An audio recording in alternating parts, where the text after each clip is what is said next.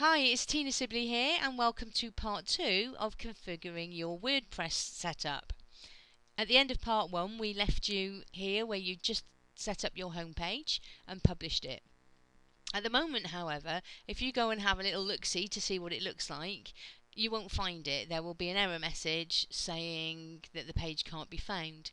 And that's because we need to tell WordPress to go and find it, basically. To do that, couple of things that we need to do is you need to go to your settings and we need to change the reading options. So if you hover over settings, the menu will appear and select reading. Once you've got the reading page up, you'll notice that it tells you where the front page is going to display.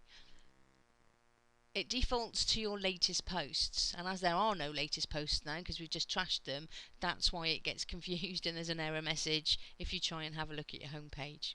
So we need to set it to a static page, and we need to use the drop down menu here and put home. At this stage there's only one page in there anyway, so it will automatically, once you select static page, it will come up on the home. Now this is a really useful function because sometime in the future you might be running some kind of campaign, and when anyone goes directly to your website you might want them to go to an opt-in page, for example, in which case at some point in the future you just come back here and change the static page to your opt-in page.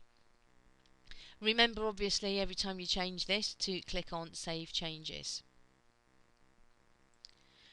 And just to remind you, this is what it looked like before, and now that we've set all the changes, we've trashed the home page with the post, we've trashed the sample page, and we've set our new page up. Now when you just go to your domain name, you should find something like this.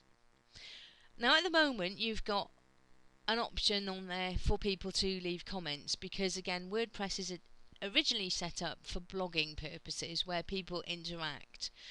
If you're setting it up just though as a standalone website rather than a blog, you may not want people to leave comments on here, because otherwise if you've got lots of pages you've got a lot of work to do moderating to make sure that people are not leaving comments which are spam and so on and so forth.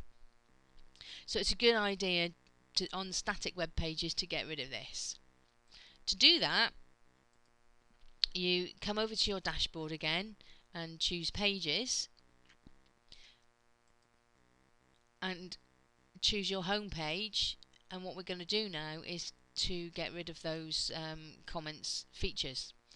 To do that we need to select screen options here, and once you click on the screen options, what that will do is open up the basically the things that show on your edit page. So if you click discussion and comments, what that's going to do is allow you to make changes. It brings up this little box at the bottom. Previously, unless you go into screen options and tick those two boxes, they're not going to come up here. Once you've done that, there will be a tick in the allow comments, and untick these boxes and then click on update, and that gets rid of the comments option.